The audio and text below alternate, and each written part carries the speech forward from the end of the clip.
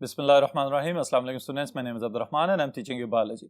Students, in this session we are going to continue with the pituitary gland और इसमें हम study करेंगे इसका मीडियन लोब और पोस्टीरियर लोब, इनकी क्या सिक्रीशंस हैं और क्या फंक्शंस परफॉर्म कर रहे हैं, इनकी डिटेल्स बोर्ड पे देखते हैं। जी स्टूडेंट्स, पिट्यूटरी ग्लैंड की एंटीरियर लोब और उसकी सिक्रीशंस प्रीवियस सेशन में हम स्टडी करके आ चुके हुए हैं कि बहुत सारे ऐसे हार्मोन्स हैं जो एंटीरियर लोब से रिलीज होते हैं और फिर हमारी बॉडी के अंदर मौजूद डिफरेंट जगहों पे एंडोक्राइन ग्लैंड्स को जाके इन्फ्लुएंस करते हैं। अब स्टूडेंट्स यहां पे इस सेशन में हम डिस्कस करेंगे अबाउट द मीडियन लोब, जिसको हम इंटरमीडिएट लोब ऑफ पिट्यूटरी भी कहते हैं, और फिर उसके बाद पोस्टीरियर लोब जिसका दूसरा नाम था न्यूरोहाइपोफिसिस। ऑलराइट, तो वन बाय वन इनको डिटेल से डिस्कस करते हैं। सबसे पहली चीज जो हम यहां पे डिस्कस करेंगे that is the melanophore stimulating hormone, MSH, also known as melanocyte stimulating hormone. Alright, अब स्टूडेंट्स वही बात कि अगर आप इनके नाम के ऊपर फोकस करें तो आपको फौरी तौर पे समझ में आ जाएगी कि इसका ताल्लुक किस चीज के साथ है। हमारी बॉडी के अंदर एक स्किन पिगमेंट पैदा होता है जिसे हम कहते हैं मेलानिन। ऑलराइट, मेलानिन पैदा करने वाले खास किस्म के सेल्स जो हैं they are known as melanocytes, और इन मेलानोसाइट्स का एक खास फंक्शन है स्टूडेंट्स जो कि बहुत इंपॉर्टेंट है और अभी इंशाल्लाह ताला मैं एक्सप्लेन करूंगा तो आपको समझ में आ जाएगा। सबसे पहले जो इंपॉर्टेंट एमसीक्यू स्टेटमेंट आपने याद रखनी है वो ये है कि इसकी सिक्रीशन या इसकी इनहिबिशन कंट्रोल कौन करता है? हाइपोथैलेमस। ऑलराइट, फिर इसके बाद external light governs it's secretion. अब यहां पे अगर मैं मिसाल दूं तो बहुत सारे आप लोगों में से इस तरह के बच्चे कि जो अपनी समर वेकेशंस में ग्राउंड्स में जाके सख्त धूप या कड़क धूप में खेलते रहते हैं, कुछ दिनों के बाद आपका कंप्लेक्शन या आपका कलर जो है, स्किन का कलर जो है वो ऐसा ऐसा चेंज होना शुरू हो जाता है और डार्क होना शुरू हो जाता है। तो इसका मतलब यह है कि सूरज की रोशनी ने किसी ना किसी सूरत में मुतासिर किया है आपकी बॉडी को। ऑलराइट, और किस तरह से मुतासिर किया है स्टूडेंट्स, इस मैकेनिज्म को जरूर समझें। इसके लिए मैंने कुछ पॉइंट्स यहां पे मेंशन किए हुए हैं, लेकिन आपके लिए मैं मजीद आसान करके एक्सप्लेन करता हूं। सबसे पहले स्टूडेंट्स ये बात ज़हन में रखें कि आपकी स्किन के अंदर खास किस्म के पिगमेंट प्रोड्यूसिंग सेल्स हैं जिनको हम कहते हैं मेलानोसाइट्स। ऑलराइट, मेलानोसाइट्स देखने में एक यूनिक किस्म का स्ट्रक्चर इनका है कि सोमा या सेल बॉडी है और उसके बाद उनमें से साइटोप्लाज्मिक एक्सटेंशंस निकल रही हैं, that are known as dendrites. Alright, सूरज की रोशनी पड़ते ही फौरी तौर पे हाइपोथैलेमस के अंडर कंट्रोल इसके अंदर मेलानिन प्रोड्यूस करना शुरू कर दिया जाता है। मेलानिन एक खास किस्म की प्रोटीन है बुनियादी तौर पे, जिसको देख के हम ये कह सकते हैं कि it gives the darker colour to the skin. Alright, फिर उसके बाद क्या किया जाता है स्टूडेंट, समझने वाली बात यह है कि मेलानिन को प्रोड्यूस करके छोटी छोटी बॉडीज में स्टोर किया जाता है जिन्हें हम कहते हैं मेलानोसोम्स। ऑलराइट, फिर उन मेलानोसोम्स को एपिथेलियल लेयर यानी आपकी स्किन एपिडर्मिस वगैरह के करीब ला के वहां पे खास किस्म के सेल्स हैं जिनको हम कहते हैं केराटिनोसाइट्स। ऑलराइट, जो केराटिनोसाइट्स हैं इनके अंदर उसको फौरी तौर पे भेज दिया जाता है और ये वहां पे जाके आपके केराटिनोसाइट्स के न्यूक्लियस के ऊपर एक लेयर कायम कर देते हैं, जिसकी वजह से अब सूरज से आने वाली खतरनाक शुआएं आपकी स्किन को मुतासिर नहीं कर सकेंगी। इसका मतलब यह हुआ कि जितना ज्यादा आप अपनी बॉडी को या स्किन के किसी पार्ट को सूरज के सामने एक्सपोज करेंगे उतने मेलानोसाइट ज्यादा मेलानिन प्रोड्यूस करेंगे और वो मेलानोसोम्स के जरिए ट्रांसफर कर दिया जाएगा टू द केराटिनोसाइट्स और उसकी वजह से ओवरऑल स्किन का जो पैटर्न है, जो स्किन का टोन या जो कलर कंप्लेक्शन हमें नजर आ रहा है वो आहिस्ता आहिस्ता डार्क होना शुरू हो जाता है। तो असल में स्टूडेंट्स आप ये बात याद रखें कि melanin has a strong influence on deciding the skin tone of the humans. Alright, फिर इसके साथ स्टूडेंट्स अगली चीज जो आप याद रखेंगे वो आपकी बुक की स्टेटमेंट है कि अगर प्रेगनेंसी में सिक्रीट हो रहा है तो उस सूरत में भी क्या किया जाएगा, ज्यादा मेलानोसाइट्स बनेंगे और ज्यादा मेलानोसाइट्स होंगे, और स्पेशली अगर मदर अपने आप को एक्सपोज कर रही हैं धूप के सामने बार बार तो उस सूरत में भी मेलानोसाइट्स जो है वो मेलानिन प्रोड्यूस करना शुरू हो जाएंगे। ऑलराइट, फिर उसके साथ स्टूडेंट्स एक और अहम चीज यहां पे ऐड की गई है and it is about the Edison's disease. Edison's disease का बुनियादी तौर पे स्किन टोन के साथ कुछ लेना देना नहीं है, लेकिन इसके साइड इफेक्ट के तौर पे ये देखा गया है कि वो लोग जो एडिसन्स डिजीज से सफर कर रहे होते हैं उनकी स्किन के ऊपर या तो डार्क पैचेस बनना शुरू हो जाते हैं या फिर देखा गया है कि ओवरऑल ही उनकी स्किन का कलर जो है वो गाढ़ा होना शुरू हो जाता है, कलर पहले की निस्बत ज्यादा डार्क होना शुरू हो जाता है। अब स्टूडेंट्स ये समझ लें कि एडिसन्स डिजीज असल में है क्या चीज। Edison's disease is an auto immune disorder.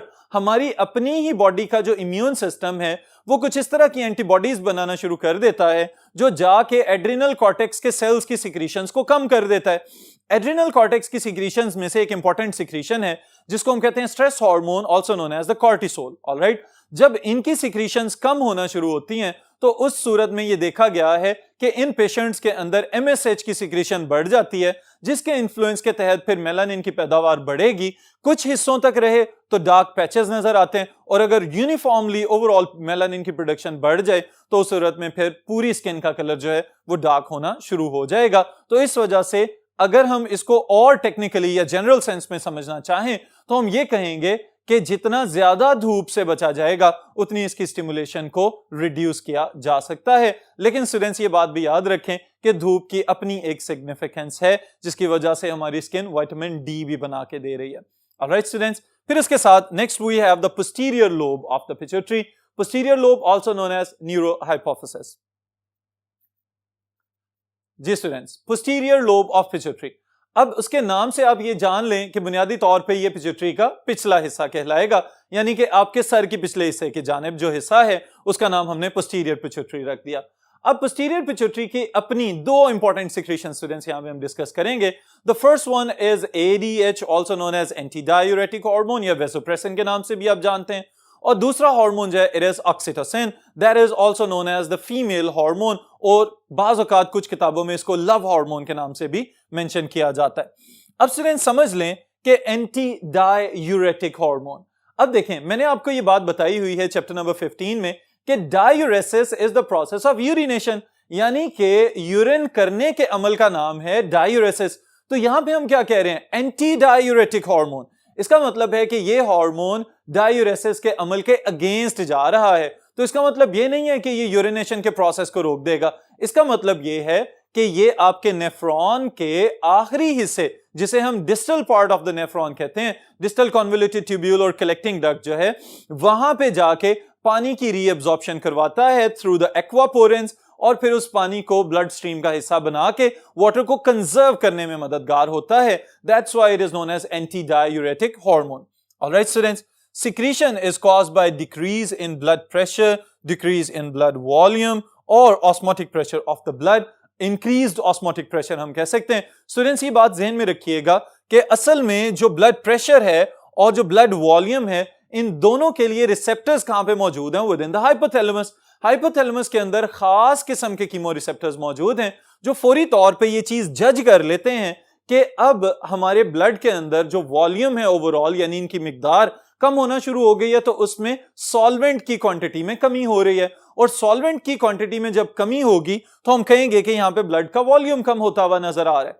और एट द सेम टाइम जब पानी कम होगा तो दूसरे एंड पे सोल्यूट्स का लेवल बढ़ना शुरू हो जाएगा, जिसमें specially sodium is very important, और इस सोडियम की कंसंट्रेशन में इजाफे को जो खास किस्म के सेंसरी रिसेप्टर्स मौजूद हैं हाइपोथैलेमस में, वो डिटेक्ट करते हैं, और ये इस बात की निशानी होती है कि अब हमारे ब्लड के अंदर ऑस्मोटिक प्रेशर में इजाफा हो रहा है, सोल्यूट्स की कंसंट्रेशन ज्यादा फील होना शुरू हो गई है। तो उस सूरत में क्या किया जाता है, जैसे ही ये कंडीशन या ये इमरजेंसी अलार्म स्टार्ट होता है आपके दिमाग के अंदर, तो हाइपोथैलेमस फौरी तौर पे ADH को पैदा करने का ऑर्डर दे देता है, और ADH पैदा होता है आपके posterior lobe of the pituitary से।